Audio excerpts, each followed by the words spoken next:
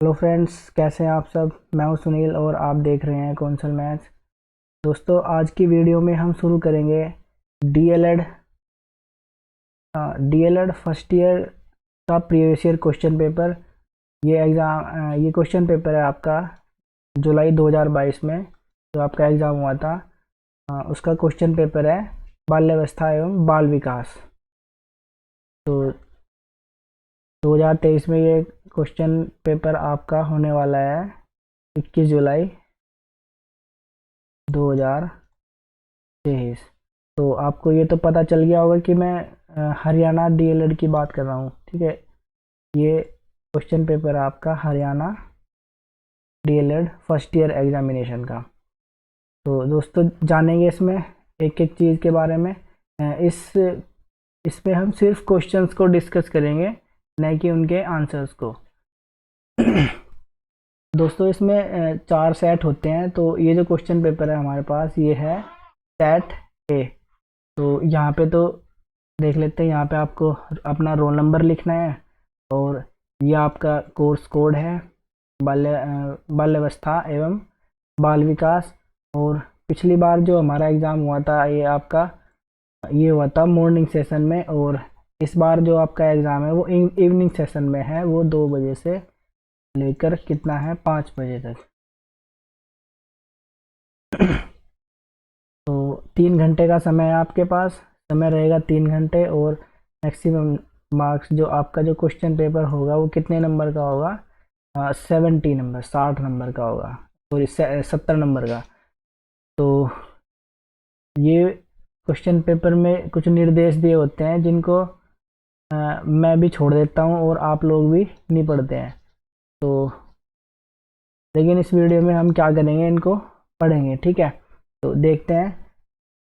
पहला निर्देश दिया है, कृपया जांच कर ले कि इस प्रश्न पत्र में मुद्रित पृष्ठ कितने हैं? 4 हैं। और प्रश्नों की जो संख्या है वो कितना है? 17 है।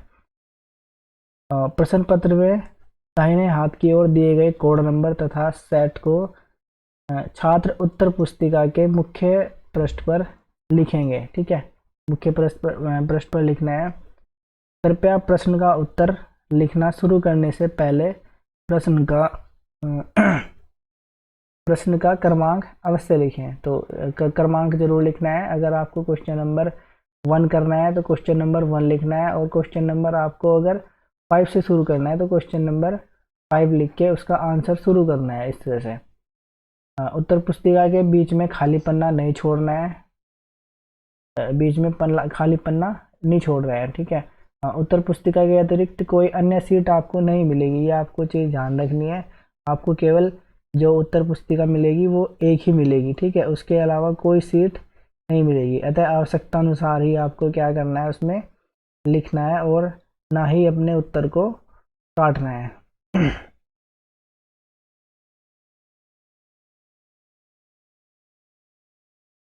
तो ये अगला निर्देश है, परीक्षार्थी अपना रोल नंबर प्रश्न पत्र पर अवश्य लिखें। रोल नंबर आपको जरूर लिखना है, ये ध्यान रखना है। और कृपया प्रश्नों के उत्तर देने से पूर्व सुनिश्चित कर लें कि प्रश्न पत्र पूर्ण व सही है, कि आपका जो पेपर मिला है वो उसमें पूरे क्वेश्चंस हैं या नहीं है, और वो पूरा सही है या नहीं है, ये आपको देख लेना है। परीक्षा के उपरांत इस संबंध में कोई दावा आपका स्वीकार नहीं होगा। अगर आप क्वेश्चन पेपर को खोलकर हल करने के बाद बताते हैं कि मेरे क्वेश्चन में कुछ कमी है, मतलब 1-2 क्वेश्चन अगर आपका उसमें मिसप्रिंट हो रखा है, तो वो आपको बाद में उसका दावा स्वीकार नहीं होगा। आपको पहले ही चेक कर लेना है कि आपका पेपर सही है या नहीं है। क्वेश्चन में क्या करना है, सभी प्रश्न अनिवार्य हैं, और प्रत्येक खंड ए के प्रत्येक प्रश्न का उत्तर लगभग कितना होगा आपका? 50 शब्दों में होगा। और जो इसका जो प्रत्येक प्रश्न होगा वो कितना होगा? 2 नंबर का होगा। खंड ब के प्रत्येक प्रश्न का उत्तर लगभग कितना है? 100 शब्दों में देना है आपको। और प्रत्येक प्रश्न इसमें कितना है? 5 अंक का है। ठीक है, ये आपको ध्यान रखना है। और खंड से जो तीसरा सेक्शन है आपका, उसमें क्या करना है, प्रत्येक प्रश्न का उत्तर लगभग आपको 200 शब्दों में देना है और प्रत्येक प्रश्न उसमें कितना है आपका 8 अंक का है, 8 नंबर का उसमें हर एक क्वेश्चन आपको देखने को मिलेगा। तो ए सेक्शन ए देख लेते हैं। सेक्शन ए है हमारे पास, इसमें हमारा क्वेश्चन नंबर 1 दिया है, द्वंद्व। द्वंद्व से क्या अभिप्राय है, द्वंद्व किसे कहते हैं, ठीक है। तो इसके बारे में आपको पढ़ के जाना है। द्वंद्व से रिलेटेड आपको जितने भी क्वेश्चन मिलेंगे उनको आपको क्या करना है, पढ़ के जाना है। संवेदना को परिभाषित कीजिए, संवेदना किसको कहते हैं, ठीक है। Sensation, define sensation. तो संवेदना को परिभाषित करना है, आपको इसके बारे में पढ़ के जाना है। बाल अपराध की रोकथाम हेतु परिवार की भूमिका लिखिए। जो बाल अपराधी बालक होते हैं, जो बाल अपराध करते हैं, तो उसकी रोकथाम के लिए परिवार की क्या भूमिका हो सकती है, इसके बारे में आपको लिखना है। मंदबुद्धि बालकों की शिक्षा हेतु कोई 2 सुझाव देने हैं, ये बताना है आपको। 5वां प्रश्न है, प्रतिभाशाली बालकों से आपका क्या तात्पर्य है। जो प्रतिभाशाली, जो गिफ्टेड चाइल्ड होते हैं, वो किस प्रकार के होते हैं, कैसे होते हैं, ठीक है। उनका आईक्यू लेवल कितना होता है, ये सब चीज़ आपको क्या है इसमें लिखना है। उसका आंसर व्यक्तित्व के बारे में दे रखा है, ठीक है। व्यक्तित्व को प्रभावित करने वाली कोई 2 कारक लिखिए। व्यक्तित्व किन किन चीज़ों से प्रभावित होता है, ये आपको बताना है, ठीक है। इसमें 2 कारक पूछ रखे हैं ना, व्यक्तित्व के हो सकता है आपको व्यक्तित्व के प्रकार पूछ ले, कितने प्रकार का व्यक्तित्व होता है, पर्सनैलिटी कितने प्रकार की होती है, वो भी पूछ सकते हैं, ठीक है।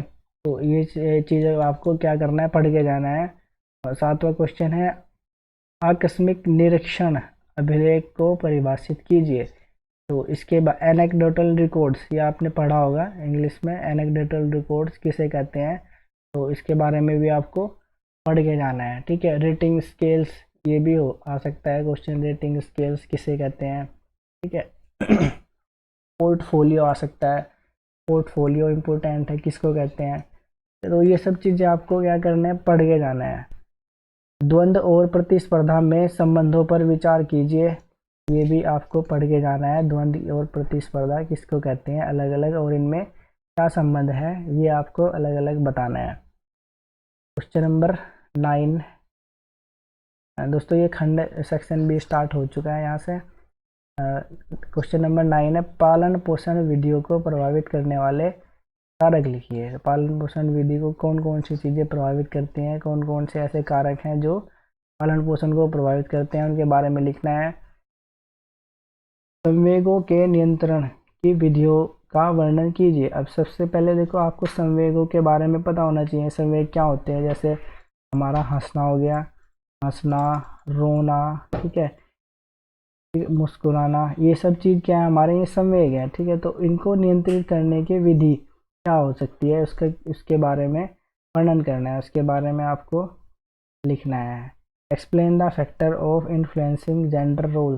जेंडर रोल, यौन भूमिकाओं के बारे में बताना है आपको। यौन भूमिका को प्रभावित करने वाले कारक कौन कौन से हैं, ठीक है। यौन भूमिका को कौन कौन से कारक प्रभावित करते हैं, उनकी विवेचना कीजिए, उनके बारे में आपको लिखना है। और व्यक्तित्व की किन्हीं 5 विशेषताओं की व्याख्या कीजिए। इसमें देखो पर्सनैलिटी की 5 विशेषताएं पूछ ली हैं, तो आपको पढ़ के जाना है। परिपक्वता के संपर्त्य, ये विस्तार से चर्चा कीजिए। तो परिपक्वता किसको कहते हैं, ठीक है, इसके संपर्त्य का क्या करना है, विस्तार से चर्चा करनी है। तो परिपक्वता के बारे में भी आपको क्या करना है, पढ़ के जाना है। शारीरिक व गत्यात्मक विकास के अवसर उपलब्ध कराने में अध्यापकों की क्या भूमिका है, तो ये भी आपको पढ़ के जाना है। शारीरिक व गत्यात्मक विकास, ठीक है, इसमें क्या अंतर होता है, पहले आपको बताना है। शारीरिक विकास किसको कहते हैं और गत्यात्मक विकास किसको कहते हैं, ये दोनों अलग अलग चीज़ें हैं, दोनों के बारे में लिखना है। और फिर इसमें क्या अवसर उपलब्ध करवाने में अध्यापकों की क्या भूमिका है, ये लिखना है। मेन जो टीचर्स का रोल होता है, वो क्या रोल होता है इसमें, ये चीज़ आपको लिखनी है। विकास के सामान्य विकास के सामान्य सिद्धांतों का विस्तार से वर्णन कीजिए। तो क्या डेवलपमेंट्स के जो क्या है प्रिंसिपल्स हैं, वो लिखना है, प्रिंसिपल ऑफ डेवलपमेंट, ये भी आपको पढ़ के जाने हैं। और 5 नंबर में इस तरह के क्वेश्चन आपका देखने को मिल सकता है। दोस्तों सेक्शन नंबर सी यहाँ से स्टार्ट होता है हमारा। देखो साक्षात्कार पूछ लिया इसमें, साक्षात्कार विधि के तत्वों तथा उद्देश्यों का वर्णन कीजिए, तो इसके बारे में पढ़ना है। इससे रिलेटेड जो भी होते हैं क्वेश्चंस उनको आपको पढ़ना है। बालक के नैतिक विकास को प्रभावित करने वाले कारकों का विस्तृत व्याख्या कीजिए, तो या तो आपको साक्षात्कार करना है या फिर आपको बालक के नैतिक विकास को प्रभावित करने वाले कारकों के बारे में लिखना है। तो अथवा दे रखा है, तो इसमें से आपको या तो ये करना है या फिर ये वाला करना है। तो अथवा वाले क्वेश्चन होते हैं उनमें आपको एक ही क्वेश्चन लिखना होता है। तो 17 क्वेश्चन है। 7वां, बाउलबी के लगाव सिद्धांत की विस्तार से विवेचना कीजिए।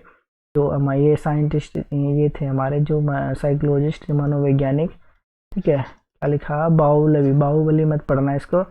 बाउलबी के लगाव सिद्धांत की विस्तार से विवेचना कीजिए, तो इसके बारे में आपको पढ़ना है। या फिर आपको अगर ये क्वेश्चंस नहीं आता है तो आपको पियाजे के संज्ञानात्मक विकास, देखो पियाजे का संज्ञानात्मक विकास बहुत इंपॉर्टेंट है। इसके कितनी अवस्थाएं इन्होंने दी हैं, ये सब चीज़ आपको पता होनी चाहिए, ठीक है। तो संज्ञानात्मक विकास के सिद्धांत पर विस्तार से वर्णन कीजिए, विस्तार से चर्चा कीजिए।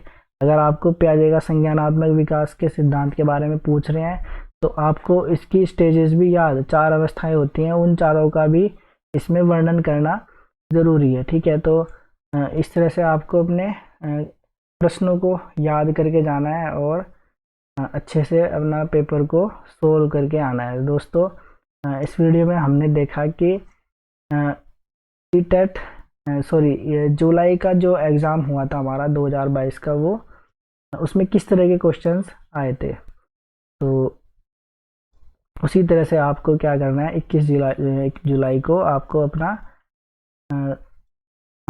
पेपर को अच्छे से प्रिपेयर करके जाना है।